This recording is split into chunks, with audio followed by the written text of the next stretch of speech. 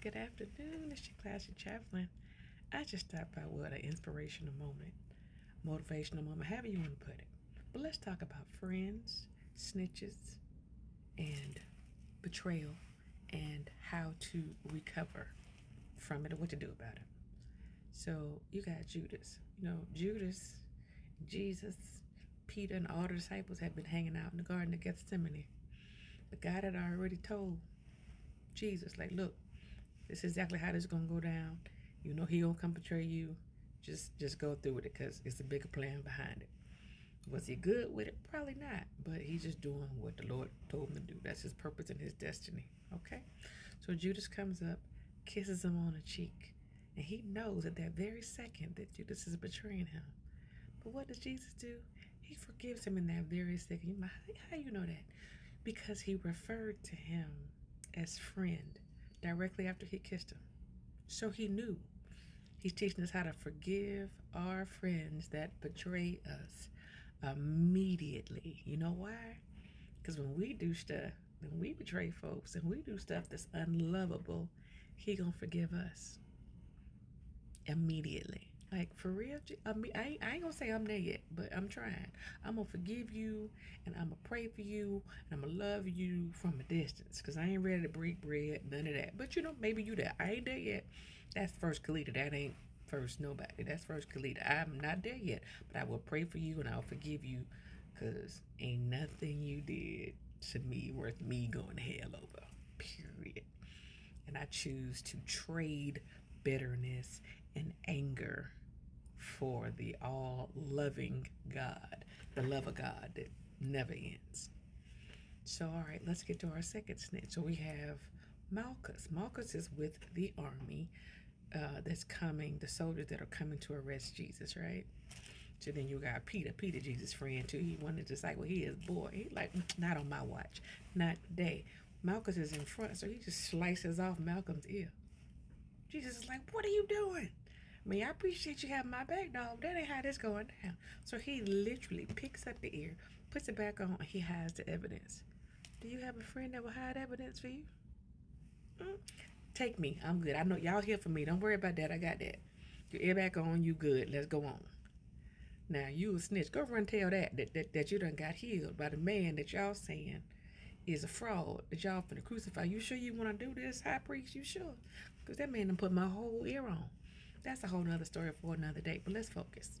So, okay. So then you got Malchus with his ear back on. They take Jesus, they arrest him. Jesus hides the evidence to save it. He take all the charges.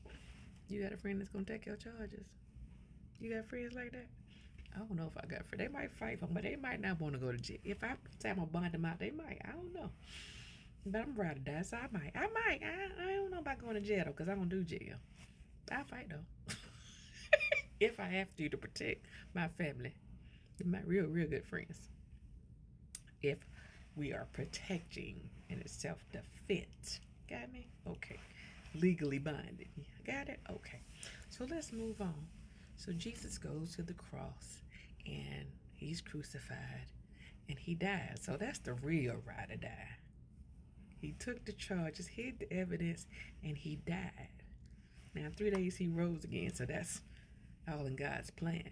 So if you really look at it, was Judas really his betrayer? Was he also his destiny helper? Hmm? Malchus got cut in the ear. He was a snitch. I don't know it. I can't prove it. But is that the whole meaning behind snitches get stitches? I'm just saying. I wasn't there. But I'm just saying. Stitches, ear stitched back, put back up like it never happened. Snitches get stitches. But Malchus had a purpose too.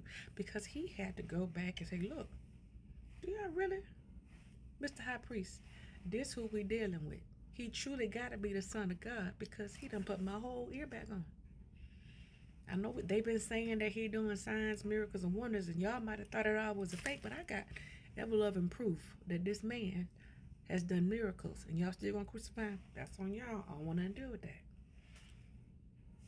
So I'm just telling you, these are your lessons learned, and take it, do what you want to. When your friends betray you, immediately forgive them. Yep, that's what I said. Immediately, because you want God to forgive you. Know your circle. Know what they gonna do and be ready. Be 2 steps ahead. Jesus already knew. He already knew what Peter was gonna do. He knew that Peter later on, Peter, his boy, denied him 3 times when they was like, "Ain't you one of Jesus' boys?" Nah, I don't know that man.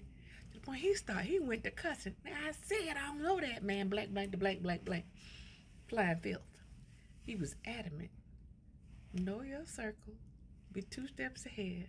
Be ready.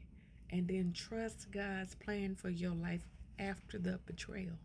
Is it going to catapult you into something further? Because if you think about it, Judas had to betray Jesus so Jesus could go get crucified. So he can what? Take the charges for all of our sins.